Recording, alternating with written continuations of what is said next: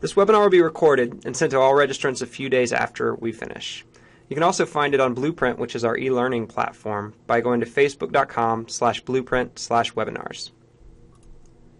My name's Wes Finley. I work on the marketing for Facebook's core ad products. I have to be pretty familiar with how these products optimize and deliver ads, but delivery systems can be really complex. It's even more challenging because we have to keep up with so many changes. This complexity also leads to a lot of misconception about ads delivery, but that's one of the reasons why I'm excited to share this content with you and hopefully clear some things up. Just to set some expectations, this webinar is going to be a bit technical with about how ads delivery auctions function. I'll try to explain things using examples that are easy to understand, but expect that this content is going to be a little more educational than inspirational at times, if that makes any sense. Oh, and I'm going to try and keep everyone muted during this presentation, but if you do have questions, just type them in that chat window, and I'll try and get to them at the end. So let's dive in, if I can. Come on, there we go. Delivery is really the backbone of our ads platform, and it's responsible for showing ads to the right people at the right time. Basically, the system evaluates what someone might want to see in the context of what an advertiser like you is trying to achieve to help advertisers get optimal results for their ad dollars. Simple enough, right? Actually, simple is not a word I would use to describe Facebook's ads delivery platform, and one of the reasons is because Facebook never stops tinkering and it's undergoing near constant change. Before Facebook, I led a social marketing for a large CPG brand, and I totally understand how frustrating it can feel when you aren't able to replicate your previous results, or your ad stops delivering altogether. There are a lot of strong emotions around delivery, and that's why I want to lead a conversation like I'm having today, where I get to share some of the principles that helped me grasp what Facebook's ads delivery is doing on the back end.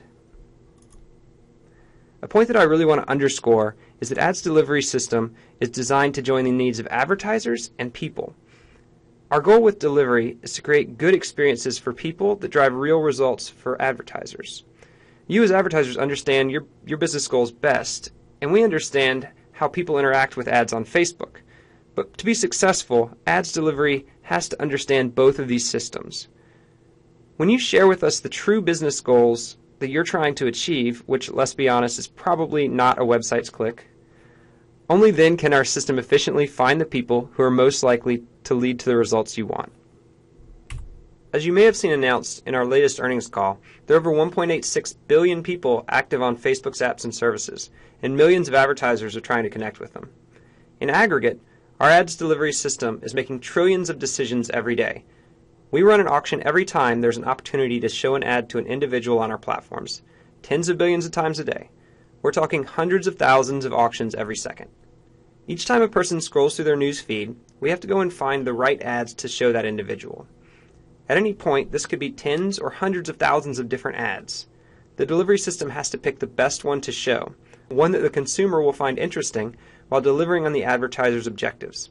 And these decisions need to be made within a fraction of a second to make sure that the ad will load fast enough within the person's feed.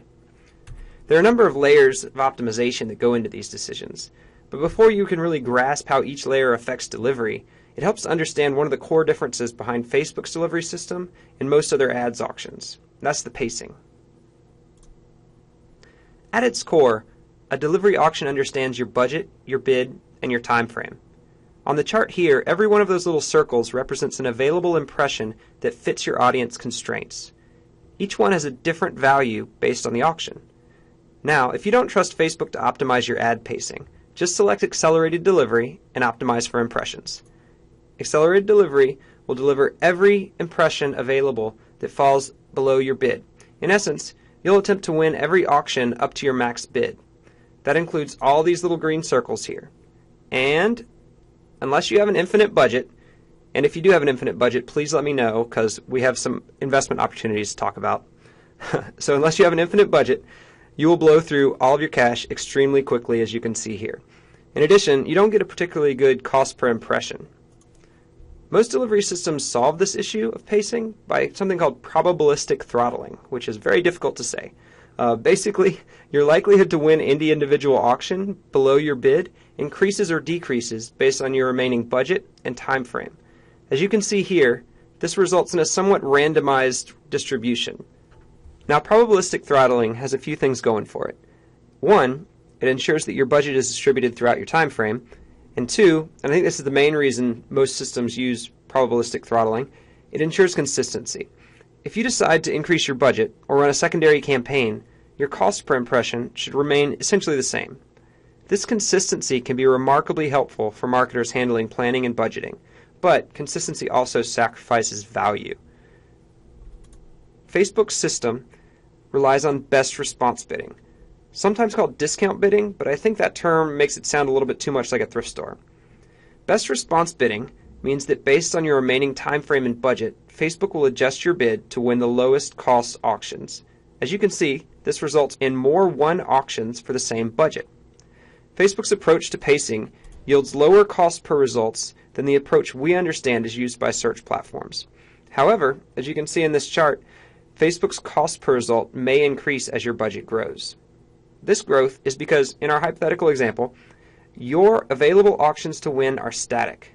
So as your budget increases, the best response bidding must choose higher cost auctions to spend your larger budget. Essentially, your larger budget yields more results, but at a higher cost per result. One important thing to note, even those of you with infinite budgets, the Facebook cost per result line will never cross the red line. The point at which they meet represents every possible auction below your bid being won. You could throw another $5 million at your budget, and there's literally no other auctions below your defined bid available within your audience constraints and time frame. Does that make sense? I hope so, because advertisers like to complicate things. Apparently not every one of you wants to maximize for impressions. Advertisers have different goals, as you can see a lot of them here. And these goals mean that not all impressions are equal. Some impressions may be more likely to deliver results you want than others. But before I move forward to explain how we rank ads for the purpose of optimizing results by objective, I want to clarify one misconception that I think causes a lot of skepticism with the ads delivery system. Our system is designed to maximize the results you receive based on the objective and the constraints you provide. This means if you define your audience constraints to include everyone in the Philippines and the US, don't get mad when nearly all of your results come from the Philippines. The system sees all results within your constraints as equal. It doesn't know that you really want more from the US. All it knows is that you want to receive the most overall results for your budget, so it displays your ad heavily in the Philippines because that's where it knows it can receive lower cost results, so you'll be able to achieve more results for your budget. Similarly, if you define your objective as clicks, when really you want a deeper funnel conversion like a purchase to occur, you may receive many clicks that just don't convert. This is because Facebook is optimizing for what you told it. You told it you wanted clicks to drive traffic to your site, and it's not optimizing for the traffic to actually complete a conversion. That would be something you could do with the Facebook Pixel. The solution is pretty simple. Tell the delivery system the truth. Select the objective that you really want to achieve, or at least get as close to the business objective as you can. And choose audience constraints with the understanding that all the results of your audience are going to be weighed equally. Our delivery system is really smart, but it's just terrible at inferring things that you don't explicitly tell it. But don't worry, I think this AI limitation will probably keep us all employed for a few more years. So how does it decide which ads to show to an individual? For every ad targeting a person, regardless of what type of bid or objective we're using, we calculate a total value in order to rank it against other ads that are targeting that person at the same time. In essence, we calculate how valuable an impression in front of a specific person will be for you, a specific advertiser. The highest total value is going to win the auction for that person at that moment. We calculate total value based on three things. The advertiser bid, which is how much do you value the outcome you're optimizing for. 2, estimated action rates, which are, you can think of as the probability for every impression served as the outcome you're looking for will happen, such as a conversion. And 3, ad relevance and quality. How useful or interesting do we think this ad is going to be to the individual you're targeting? So you have 3 components to define total value: advertiser bid, estimated action rates, and relevance and quality. And I'll explain these a bit more in a moment. If you like mnemonic devices, together these spell the word bear, which you can see in the bottom left of your slide. So you can think about this little guy when you're trying to remember how to get delivery in an auction.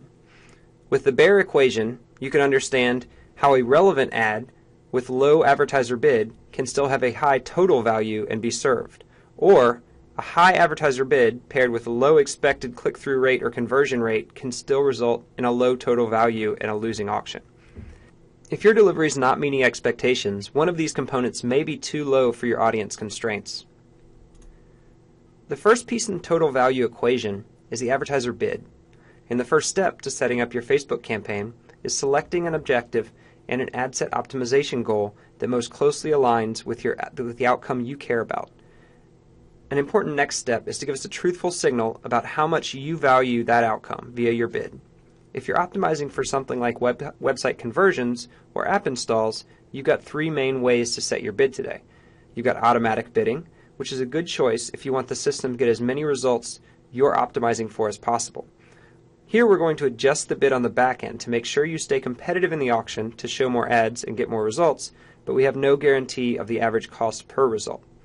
Automatic bidding is the default bidding option for most other optimization goals too, like video views, post engagement, reach, brand awareness, etc. Now, if you have specific cost thresholds, like I don't want to spend more than $50 per conversion, you're going to want to set a manual bid, and there's two ways you can do that. One, you can set a maximum bid, where we only show your ad to people if we think we can find conversions lower than that bid you've set. Or two, you can set an average bid, where you've specified the average cost per result you'd like to see, and we adjust the bid on the back end to reach that average.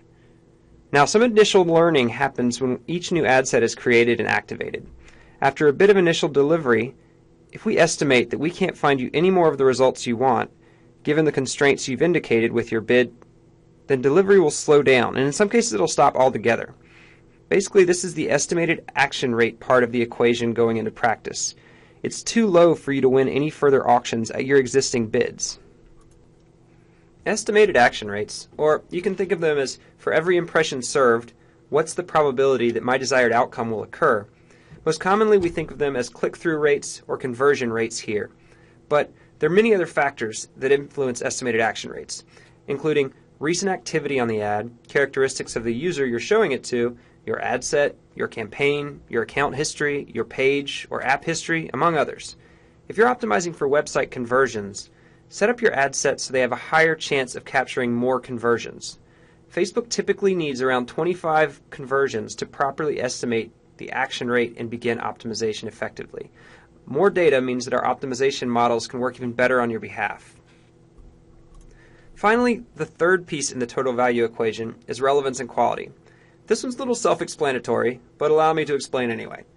You can get a best sense of how your ad is doing here by checking the relevance score metrics in ads reporting. In reporting, you can see an aggregate relevance score in addition to a breakdown of positive and negative feedback. Relevance scores show you how relevant we think the people in your target audience are finding your ad. This is ranked against other ads targeting those people. We rank from 1 to 10, with 5 to 6 being average. Aggregate relevance scores matter the most, but it's always a good idea to monitor for high negative feedback to understand what may be happening. Negative feedback means that a lot of people are hiding or Xing out of the ad, and that can hurt your competitiveness in future auctions. Also, as part of this relevance and quality component in the total value equation, consider how well this ad is doing based on the quality variables we consider, like text in the image or bounce rate.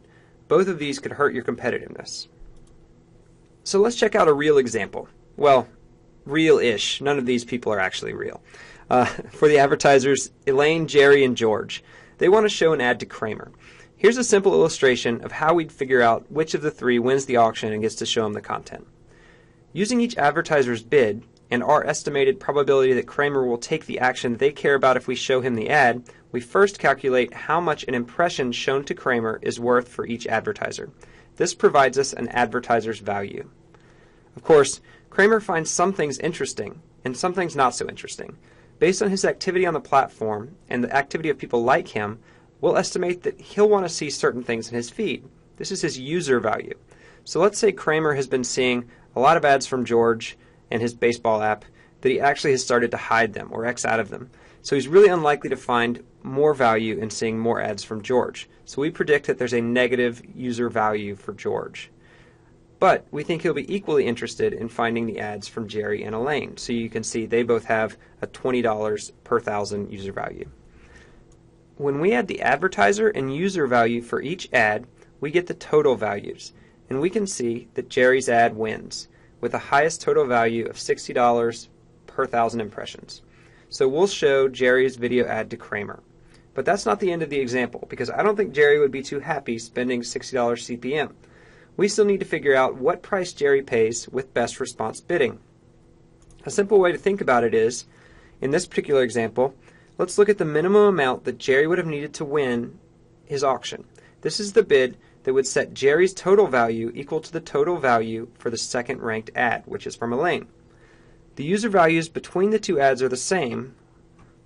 For each advertiser values to be the same, Jerry would have only needed to bid 5 cents per video view rather than 20. As a result, Jerry, if he's buying on a cost per view basis, would be charged 5 cents if his video is viewed after winning this auction, a lot less than the initial bid of 20 cents. That's an example of why, if you set a manual bid for an ad, you'll generally see an average cost per result end up lower than your real bid. So this is how a single ad auction works on Facebook, how we select a single ad to show an individual at a given moment in time. When we talk about ads delivery in general, we're talking about doing this in a large scale among many auctions over the course of a campaign. So here's more of an example of how that works in everyday life.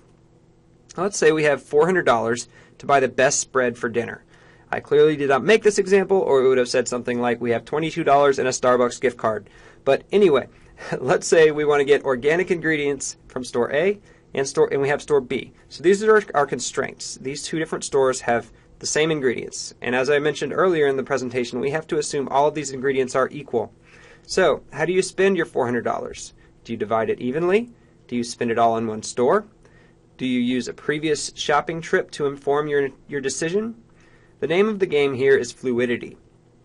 We can buy the best combination of delicious yet cost-effective organic ingredients by staying flexible, by knowing which options are available at the very moment we're shopping and not predetermining how much money to spend at each store. If we are flexible and allow our budget to apply to whichever store is offering the lowest cost ingredients, we'll obviously get more value than assigning a specific dollar value to each location. This same practice applies to the Facebook family of apps and services. Allowing an ad set to appear on multiple placements across Facebook, Instagram, and Audience Network allows you to get more efficient results because the delivery system can comparison shop. Buying across the Facebook family of apps and services allows Facebook's best response bidding that we talked about earlier to function to its fullest potential. As you can see here, Adam's trying to sell some Bermuda shorts and running his campaign on both Facebook and Instagram simultaneously.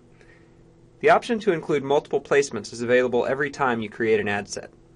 By running on both platforms, Adam achieves an average cost of $6.99 per short sold, and he sells 16 pairs. A common mistake many advertisers make is to compare the breakdowns to find the best placement, or at least try to. So if Adam compares the average cost on Facebook versus the average cost on Instagram, he might assume Facebook is just a better placement because it has a lower average cost. However, look at what happens when Adam decides to remove Instagram from his placements. Our best response bidding system will have less available auctions to bid on, and will have to run less efficient placements. Because of this, when running on Facebook alone, Adam sells one less pair of shorts, and his average cost per conversion is actually 17% higher. Best response bidding effectively draws upon the increased auctions available in additional placements to drive more results with the same budget.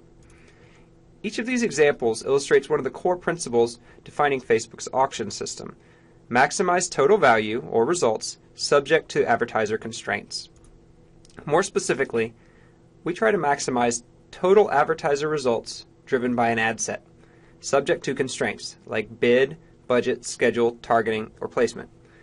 These constraints should give the delivery system the clues as to what's valuable to you and eliminate the spaces where you find no value at all. For example, if you're an advertiser selling alcoholic beverages, people below a minimal drinking age in your location probably have no value to you, so you set your targeting to exclude those people, which makes sense. Fluidity, or the lack of unnecessary constraints, is important to our system's ability to return the most value it can to advertisers. Running media with an extended time frame, a large target audience, and multiple placement options will allow Facebook's best response bidding to run efficiently. It will simply be more auctions that could be won to maximize your results. I want to give you a few takeaways before taking some questions. Our auction and delivery system is designed to maximize value for both people and businesses. Remember the Bear framework. Secondly, remember that setting constraints like targeting and bid affect your delivery. So set these constraints only when necessary to drive business outcomes. Also pacing. Arguably, our most important differentiator from ad delivery on search platforms is our pacing system. It finds the most efficient results first, whereas search gets more expensive yet steady cost per result. And finally, test and iterate. The ad auction system is dynamic. Different people are online at different times, different audiences shift and change. I like to equate it to financial markets, and the best results will require testing, iterating, and retesting. So I hope you enjoyed the webinar. There should be a short survey available in a moment that you can take to say how good or bad you thought I did.